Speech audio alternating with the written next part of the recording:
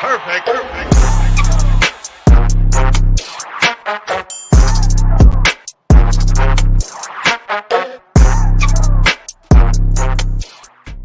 Yo, what it do, everybody? It's your man Dre, aka Dre on Wheels. Y'all already know what it is. Welcome back, everyone, to the 11:30 podcast, Talk Pro Wrestling. What's good, everybody doing out there on this Friday? I'm back at it, you guys. It's the weekend. It's upon us. I'm ready. It's time to talk some pro wrestling.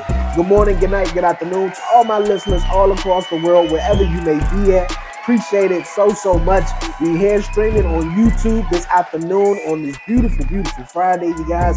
Like I said, I broke the news this past Wednesday on the main show that each and every Friday I will be streaming here 1 p.m. Eastern Standard Time on YouTube, and the audio version will be available the next day on Saturday. But nonetheless, that's out the way. We got an amazing show to get into today, you guys. I have an awesome guest that's going to be joining me. His name is Garrisaon Creed. He's an independent pro wrestler. He wrestles for OVW, wrestles for Big Pro Wrestling, just to name a few. He's been on the independent scene working his ass off, man. He's going to be joining me here. The mercenary Garrisaon Creed, yes, the mercenary Garrisaon Creed will be joining me here this week on Talk Pro Wrestling in just a bit, you guys. But before we do, we got some things I want to touch on real fast before I bring my man Garrisaon Creed in. And also, shout out my guest who was on last week, my guy, Mac Gully. Thank you, bro, for coming on and just, spitting facts on wrestling, man. I love it. Definitely love it. I definitely love everyone who tuning in here this Friday on YouTube. Make sure you subscribe. Hit that subscribe button down below if you haven't done so already. Like it, leave a comment, and do all that great stuff. And don't forget to follow the 1130 podcast on all social media platforms. But you guys, like I said, it's Friday. We on the road to WrestleMania. The Elimination Chamber is tomorrow. We got a lot to get into. But first and foremost, you guys, the big news that's been swirling around. I'm not going to spend too much time on this topic because I know a lot of other podcasters that I follow and I watch. Even I was on Commission Talks this past Wednesday with Buzzin' Romalo. Check them out. And we were also chatting about AEW. Cody Rhodes and Brandy Rhodes has not re-signed with the company. And it's all up in the air. Is this the work? Is it not a work? Hey, look at it. It's a work. It got all of us talking. I just don't see Cody Rhodes going back to WWE, just for the money. And I understand, man, WWE pockets are fat. AEW can't touch that. But nonetheless, man, it's so many factors that play into this. I was on Commission Talk, like I was just saying, buzzing with Marlo, and my guy buzzing, Juan Marlo was saying maybe it could just be some family time that they need alone. But who knows, man? Who knows? It's a whole lot of speculation going on around.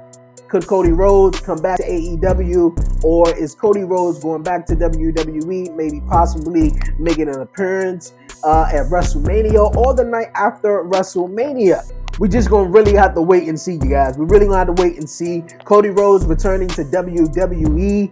It's just like, he gonna have to see Triple H. He gonna have to see Triple H, man. Like, that's like when The Rock left for WWE for the longest time, and John Cena, everywhere he went and he spoke on, certain wrestlers, he sort of, badmouthed The Rock. Like, Rocky left. Rocky is my favorite wrestler of all time. I know, I get it. But now that Cody Rhodes have left, the mother nest of WWE and went on and sprouted and got the Young Bucks, Kenny Omega and Tony Khan and all these guys to come up with All Elite Wrestling. And, I love all the wrestling, man. But, hey, I think if he come back, the first person he got to see is Triple H, though. He got to see Triple H. But, hey, man, we just got to wait and find out. We just got to wait and find out. It's all the buzz right now. What is next for Cody Rhodes and, Brandy Rhodes, but mainly what's next for Cody Rhodes. Well, enough of that, you guys. We're going to move on here on the podcast. Tomorrow, we got WWE Elimination Chamber, and it's going down. I know a lot of people, yes, are not too savvy, too excited about this premium event or pay-per-view event, however you want to call it. But nonetheless, we got the Elimination Chamber WWE Championship match is going down. Brock Lesnar has been favored for some of you guys to win this match. Also, AJ Styles has been a big favor that he can win the match. And the next night, Edge comes back and challenge AJ Styles for a matchup at WrestleMania. I mean, now the fact that I heard, AJ Styles could possibly win it and Edge coming back and returning the next night on Raw to challenge him for the WWE Championship, I'm all for it. I'm really, really all for that, man. I'm all for it.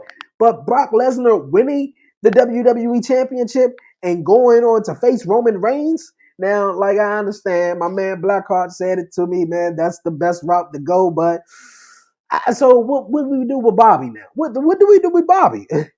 Oh man. Oh man. But we got that matchup. I'm rooting for Bobby, but if not, my second pick is AJ Styles winning the Elimination Chamber match. Also, we have Roman Reigns, the Tribal Chief.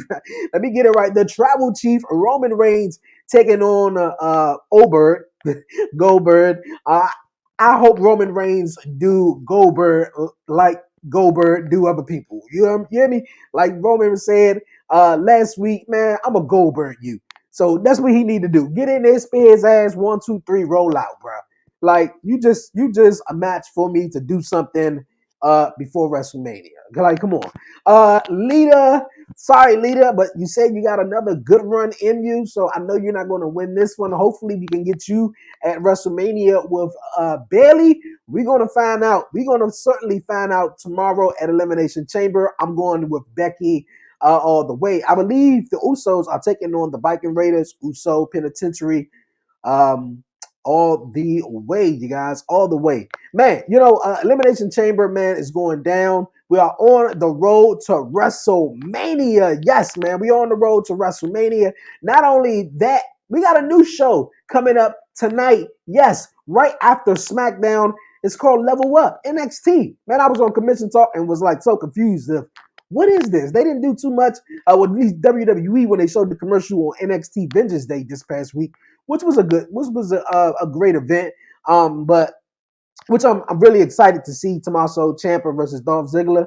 Yeah, because I like how Dolph Ziggler came down there and was like, yeah, bro, like you gonna keep wrestling for these people here in Florida, bro. You don't want to wrestle people from DC, New York, Philly, LA. You don't want to travel the world, bro. Like, and then he was on Raw this past Monday, and I ain't like how they just inserted him there. Like I would appreciate it if since he was sort of showing up in Dolph Ziggler's house, I would have came. I mean, yeah, he didn't need to attack him, but I mean, look here, he came up on Tuesday night the prior week, with his feet up on the desk, talking like this is house.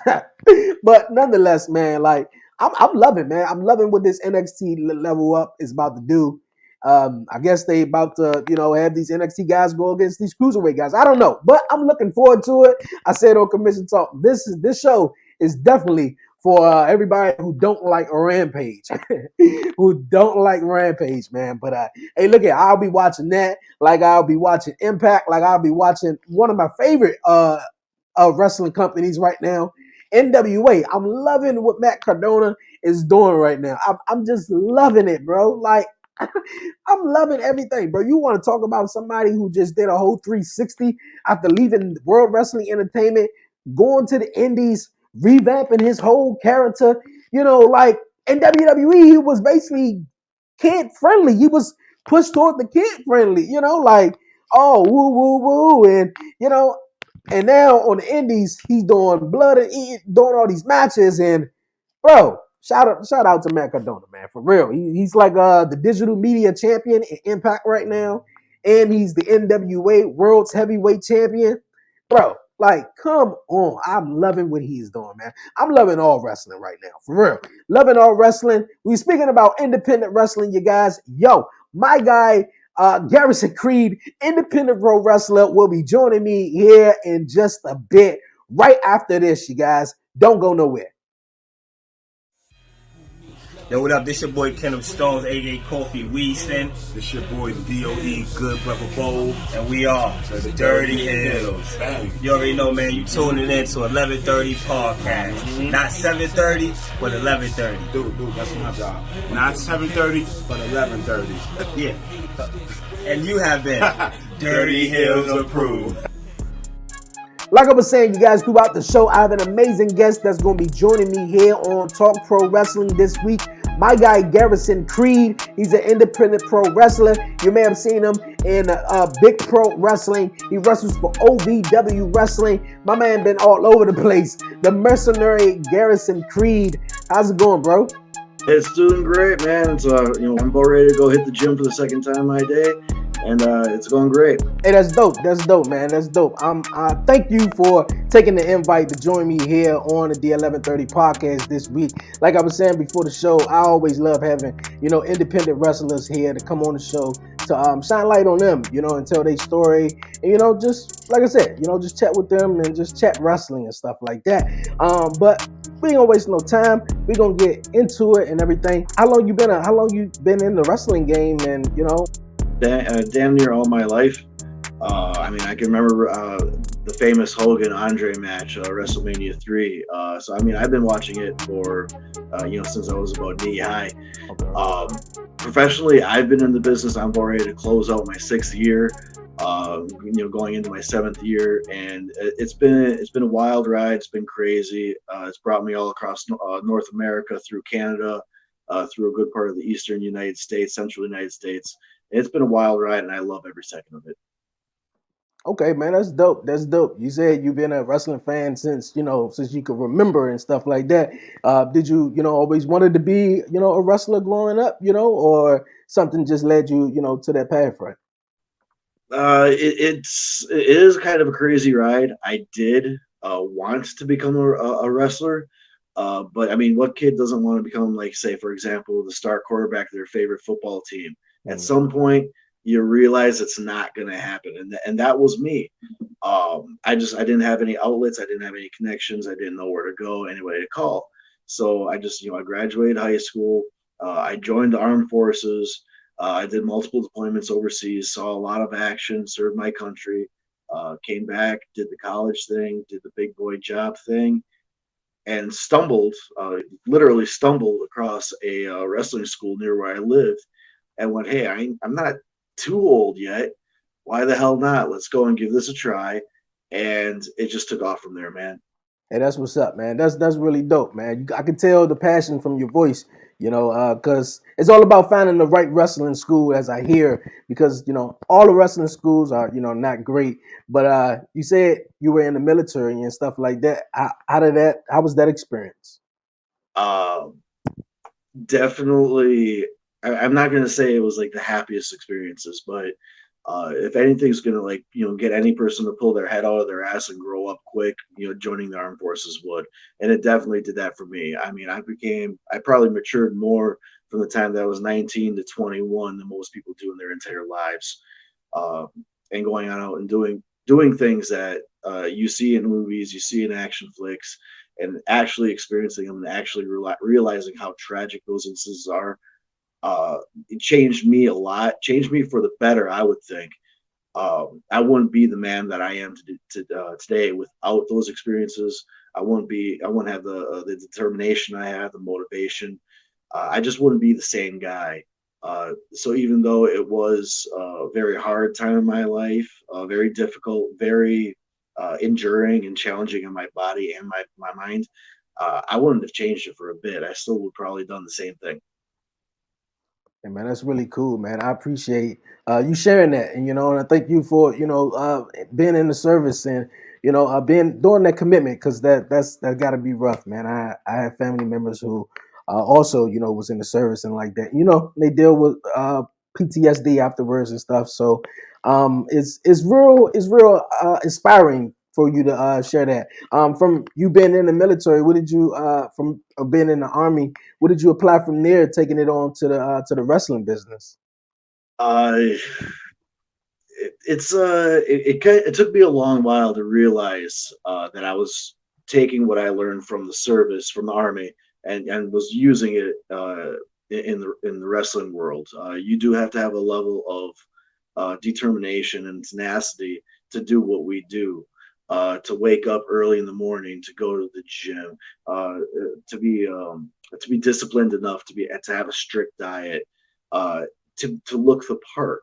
Uh, I didn't realize that as I was applying all this, I thought I was learning it on the go, but no, I was realizing no, this I'm just picking things off the toolbox that I had from my previous life. Here now, I'm just taking that and putting it towards professional wrestling, and it eventually actually kind of took over my professional wrestling. The whole military aspect that I did, and then the later on the contract work that I did developed into the character that you see in the ring. The character you see in the ring isn't a character. It is me, 100%, who I was, a soldier for hire, a mercenary, a highly disciplined person that's great in tactical violence. And that's what I show you in the ring. That's what you're going to see anytime you click on OVW, Midwest All-Star Wrestling, Steel Domain Wrestling, Big B Wrestling. Anywhere you see the mercenary Garrisaon Creed at, you're going to see the real life soldier before you. And that's what I try to perceive to everybody. I dig that. I really do. Because you got some wrestlers who come on and they play characters, and which is totally fine though. So how do you feel about today's wrestling, and do you feel like you should be able to be yourself? I personally, again, I look at guys like Brock Lesnar, Kurt Angle, even Stone Cold Steve Austin to a degree. These guys, what made them work on the big screen, or what worked them on the big show? Realism, legitimacy. If you walk up to Brock Lesnar in a bar and you grab his beer and you throw it on the floor and you tell him you want to exchange hands, what do you think your outcome is going to be? You're going to get your ass whooped because that guy is a legit fighter. Now you see him in the wrestling ring, you know that he can actually throw hands and do business. He's going to. That's what you're going to see when you see him in the ring. So I try to take that and I throw that into the ring myself. Again, you see me out in the streets, and I get this a lot. I get this like, hey, what do? You should be out bouncing at clubs, or you look like you should be a police officer, or you should look like you're a military guy. And I'm like, well, yeah, because that's what I'm trying to show you that I am. I'm real, and that's what I'm bringing to the ring as well. Hey, I like that. I definitely like that, man. Because I love this style and everything you do bring to the table. As I seen you on OVW and everything you do, man. But what's your thoughts on the wrestling business today and how far it is has come now? It's evolved so much. I mean, it used to be just like kind of like a sideshow thing, and it used to be a close knit group of individuals. It was almost like a secret society. You couldn't even get into it, and now it's so mainstream. Especially when we took the covers off of it, and everybody kind of realizes, hey, this is a work. But so we got a whole bunch of people coming on in. They're wearing colorful outfits. They're doing these little gimmicks. They're characters that they can turn on and off, whether they want to be in the ring or not. And they want to be. I almost call them cosplayers because really sometimes if you look at some of these guys, do you want to see them as legitimate athletes? A good chunk of them are. They have it. But a lot of times these are very highly skilled actors in elaborate costumes portraying an action sequence.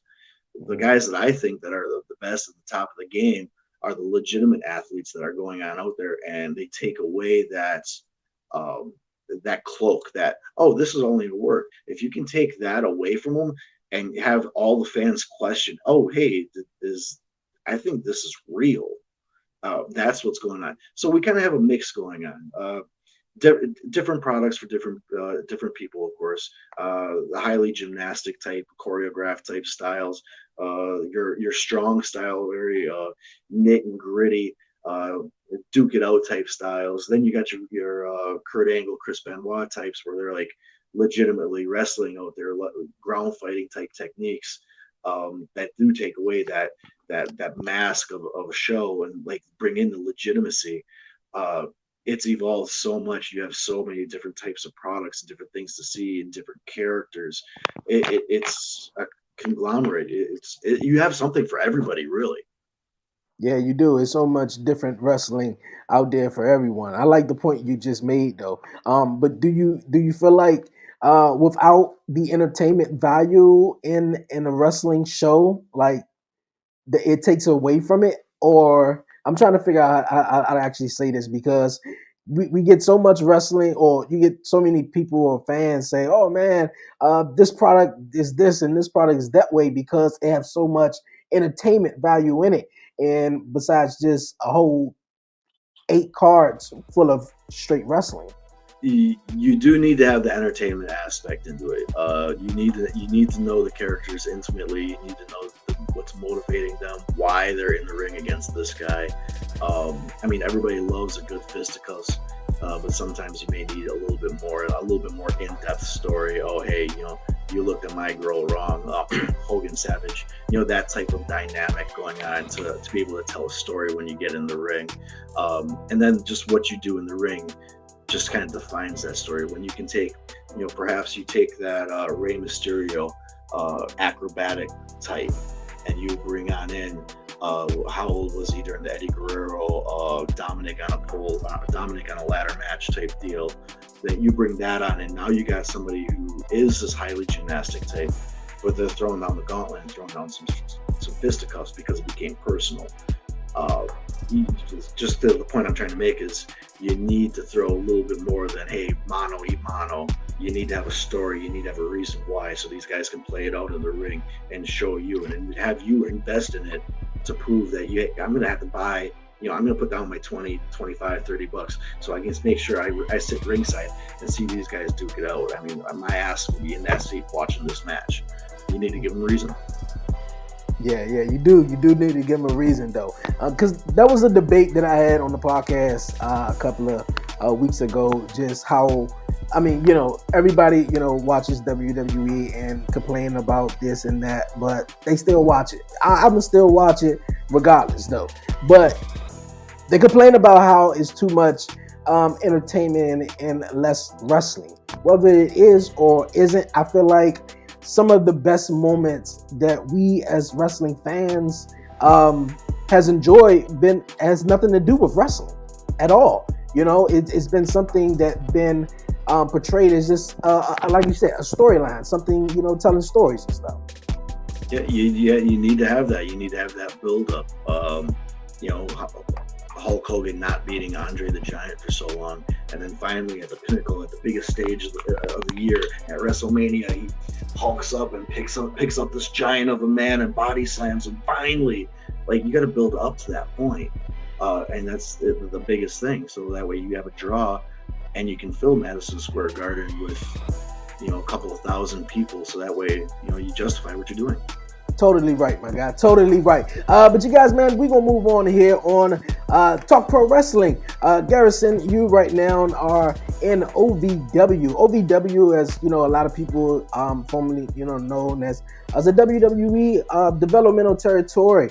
How did you get into OVW, and how is it working out for you right now? It's going great. I'm training with a couple of their I'm training over at their training facility. Doug Basham is heading it up, learning their type of ring psychology, their type of in-ring work. It's definitely a TV-based product, so you're always working the hard cam instead of working the crowd around you, and getting into it, and then getting the occasional TV time. They have their major programs and their storylines going on, and so whenever they may have something for me, you may see more of the Soldier of Fortune on TV going on forward. But how did I get into here? Well, pre-COVID, they started having was supposed to be a yearly combine event that they would throw, kind of like a college football combine, same type of events, 40-yard dash. See what your squat, how many times you can squat so much of your weight, how many times can you bench it, how many pull-ups can you do, that sort of thing. Check your physicality, and then they had a couple of in-ring drills. So right during the year of the COVID pandemic, they tentatively did it with kind of a reduced amount of people to come on in. And since I have been already working for a couple of years, I was comfortable with my footwork. I was already, trained gym wise to do all these types of drills and all that. And I'm like, I just came on in with the one simple mindset of, all right, OVW is the next step in my career. I'm not here just to kind of show off to these people. I'm here to take a spot. Mm. And that's what I did. I got invited down to move to Louisville, Kentucky, and I've been working with OVW ever since. Hey, that's dope, man. I like that, man. You here to take a spot for real. What the future hold for Garrisaon Creed, and what do you like to see? Where you see yourself at in the pro wrestling world? Let's say in the next year or the next 5 years or so. Um, Hopefully, still traveling across North America. I still have to venture on down to Mexico. Been making a couple of phone calls that way. A couple of dead end talks with Europe, but the goal is to continue working on independence, to work on bigger stages, and to travel and do what I'm doing because I really at the level that I'm at, I love it. I do want to get in, I do want to get in front of those larger crowds. AEW is a possible goal. Impact's a possible goal.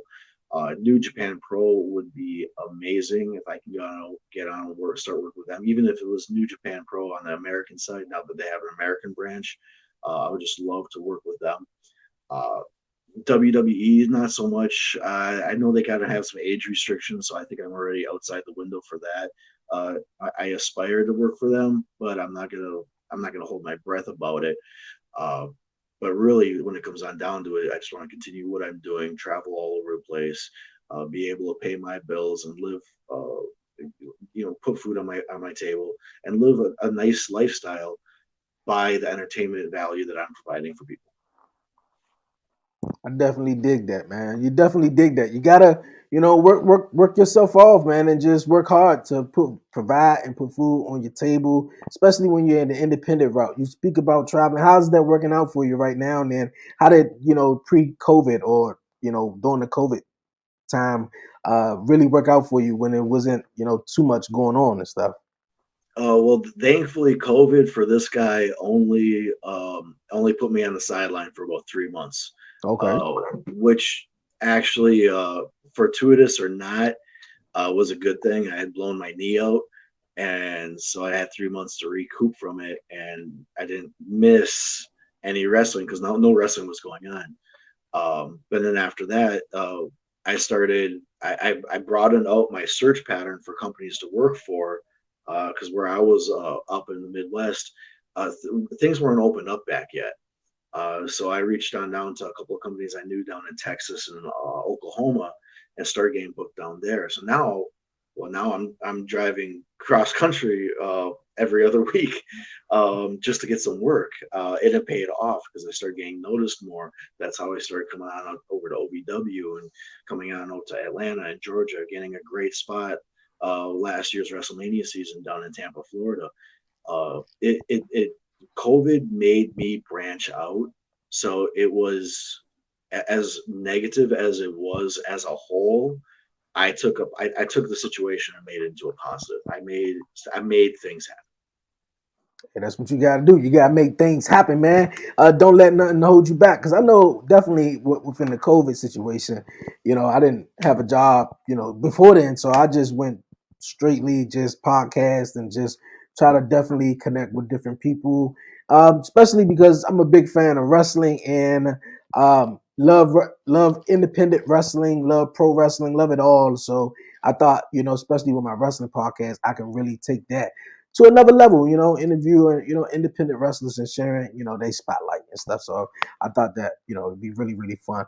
But you guys, we're going to move on here on the 1130 podcast. Garrison, you got coming up, you're going to be in the Arnold Sports Festival. Am I right? Yes, that will actually be my debut for New Ohio Wrestling as well. I got on in. I'm a regular combatant, so to speak, over for Steel Domain Wrestling out of St. Paul, Minnesota. And one of the guys, one of the promoters that runs that show up that way, lives in Ohio and works really closely with New Ohio Wrestling. which is going to be the ones providing the sports entertainment over at the Arnold Sports Festival. And so he just asked me, "Hey, you got anything going on this weekend?" And I'm like, "No, what's going on?" Well, they're throwing 3 days worth of shows over there. Sign me up.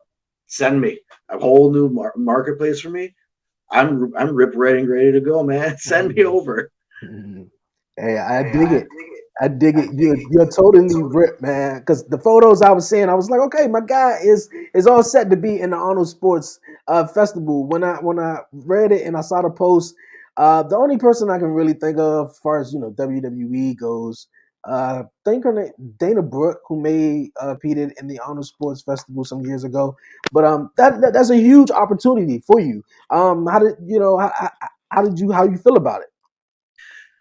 It's another stage, my man, and every time I'm on a different stage or a new stage or an old stage, it doesn't really matter because I'm going to show up and I'm going to show out. I'm especially excited when it's a new stage and it's in front of not just wrestling fans, but there's going to be bodybuilding fans, bodybuilders. You're going to have supplement sponsors, a bunch of major businesses that are related to the bodybuilding and physical fitness world are going to be there. So not only am I going to get a chance to rub elbows with people in the wrestling world, I'm going to be able to go into all these other universes, so to speak, and meet so many new people and network in so many different areas. And I'm really confuzzled on the whole thing. I'm going to show on up. I'm probably going to just not know what to do exactly because there's going to be so much to do. And I'm gonna try. I'm gonna try to take it all in as much as I can in a short amount of time that I'll be there. Hey, that's what's up, man. That's what's up. The mercenary Garrisaon Creed, you gotta take it in, and take your opportunity, man, and knock down the door. Take someone's spot, like you said. What keeps you inspired, man? What keeps you motivated, day in and day out? It took, again, going back to the military mindset that I got and the certain level of discipline that I took out of that. It's just a matter of Jedi mind tricking myself into going. It's not a motivation thing; it's a necessity. I tell myself every day, day in and day out, that going to the gym, eating proper, taking care of myself, taking care of any injuries or anything that I need to take care of. It's not a want or motivational type thing. It's a necessity. I have to do it, and it's pretty foolproof for the most part. I mean, there are days when I've worked myself out so exhaustedly that my body just goes up. Nope, you ain't crawling out of bed today. You're gonna stay right on here, and you're gonna get an extra 3 hours of sleep, whether you like it or not. But for the most part, I'm up at 4 o'clock in the morning. I'm doing my cardio by 5:30. I got my day job. My work is going on. I'm back at the gym again by 4 or 5 o'clock that evening. I'm pumping iron. I'm lifting the weights. I got the food prep going on.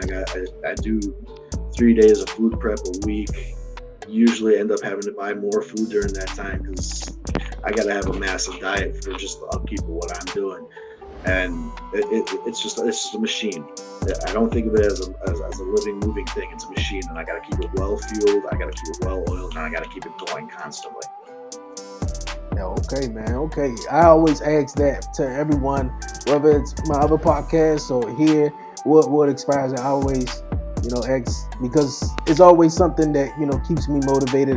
It's always something out there that inspires someone, to keep the drive going and stuff like that. But you guys, man, we're gonna move on here on the podcast. You mentioned some sports a little bit. Super Bowl was this past Sunday. Did you have a fight, a dog in the fight, or anything like that? I took advantage of the gym being empty, the grocery store, even though the shelves were half empty, going and doing my week's worth of grocery shopping. Came back home and went, hey, well, everybody else is out doing this and partying and that. I'm gonna sleep. Okay. No, that's dope, man. I sat back and watched it. I mean, what else really to do? But of course, everybody did go to the store and bought everything up, so all the shelves was definitely empty, man. Yo, Garrisaon Creed, man, I appreciate you joining me this week here on the 11:30 podcast. Before you go, man, any shout outs, any questions, anything you'd like to say? Oh, if you don't mind, just let me let me plug my social media. You just look me up, Garrisaon Creed on Facebook, Twitter, Instagram, just the way it sounds. GarrisaonCreed. You'll find me on all three of those platforms. I also have t-shirts available on ProWrestlingTees.com. Feel free to go and help support the cause. Buy a shirt or two or three or four, and help this old soldier out. Show up at a show in your own backyard, and you can see what I got to give you. Hey, that's what's up, man. For real. You guys, man, go follow Garrisaon Creed. His social media will be down below in the links. Yo, my God, this was a really awesome time just chatting with you, man, and just picking your brains on, wrestling, how you get into the wrestling business and everything. This was much fun. I look forward to seeing you down the road here or, front ringside, man, at an event, man, while you're kicking somebody's butt. I definitely dig it. But once again, Garrisaon Creed, thank you for joining me this week here on Talk Pro Wrestling. Hey, thank you very much, my man. It's been a pleasure, and again, very gracious for the platform to reach on out and talk to the fans. Thank you. Yo, Garrisaon Creed, thank you so much for coming through here on Talk Pro Wrestling this week, taking time out of your busy schedule to chat with me, man. I just love shining light on independent pro wrestlers, especially, man.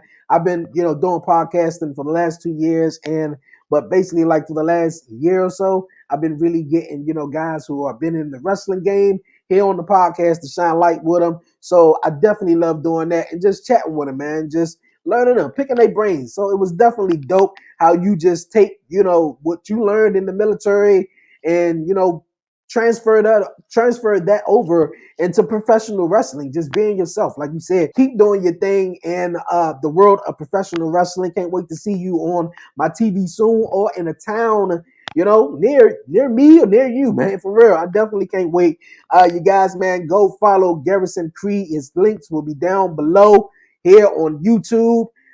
Man, all the links will be down below, man. For real, Garrisaon Creed, thank you so much for joining me here on the podcast. You guys, it's Friday. Yes, the weekend is upon us. Hope everybody enjoyed their weekend before I get on out of here. Another big news that was swirling around this past week. Stone Cold Steve Austin could potentially be returning to WWE for a matchup at WrestleMania in Dallas, Texas against Kevin Owens. Kevin Owens this past Monday night on Raw had a promo and he made fun of the Texans, that he don't give a crap about Texas and howdy this and howdy that and, that he was lying and all that, stuff. And I think now looking at it and this story has came out, it kind of makes sense because a couple of weeks ago, maybe a month ago, he was saying that, so much stuff happened in Texas, how they were in Texas. And he was like, yo, man, I won my first Universal title here. I did this here. I debuted, just so much, saying that went down in Texas. So could this be a matchup for Stone Cold Steve Austin to come back for it? Now, he said, man, if Stone Cold come out, he said that it got to be something big. It got to be something important. It got to make sense. So does this make sense? Hey, I would love to see Stone Cold right in his hometown, his backyard. We'll see, man. I'm definitely looking forward to that. WrestleMania is around the corner. It's going down, baby. It is going down. I'm super excited. Are you guys excited? I know I am. That's why I'm coming right back next Friday here on YouTube and wherever you get your podcasts is at, you guys. To talk about pro wrestling, Commission Talks is next week here, 1 p.m. Friday Eastern Standard Time, you guys, man. You don't want to miss it. I'm so excited. Next week, you guys, Friday, 1 p.m. Eastern Standard Time, noon Central here on YouTube. The audio version will be available the next day on Saturday. Yes, man, it's going to be a dope vibe with Commission Talks here. I hope you guys enjoy the rest of your weekend. Before we all go, don't forget to follow the 1130 Podcast on all social media platforms. Follow the 1130 Podcast on Twitter at the 1130 Podcast. Like the 1130 Podcast on Facebook. Subscribe. Yes, make sure you subscribe to the 1130 Podcast. Hit that subscribe button down below. For real, if you don't hit it, you're going to get super kicked. For real, you're going to get super kicked. You might not get it right now. As soon as this end, you're going to get super kicked. Right up. But nonetheless, you guys, man. Also, make sure you follow the 1130 Podcast on Instagram at the 1130 Podcast _. You see any other 1130 Podcasts on Instagram, make sure you block them, man. For real. I got hacked last year, and yeah, that's that. That's that. But you guys, man, this has been one hell of a show, a great show. Can't wait to see you guys next week. Tune in also this Wednesday for a new episode of the 1130 Podcast as I continue to celebrate Black excellence on the main podcast, man. It's going to be dope, man, for real. Continue to tune in. Thank you guys, man. Shout out to everyone who support the podcast. Yo, it's your man Dre, a.k.a. Dre on Wheels, and I'm out.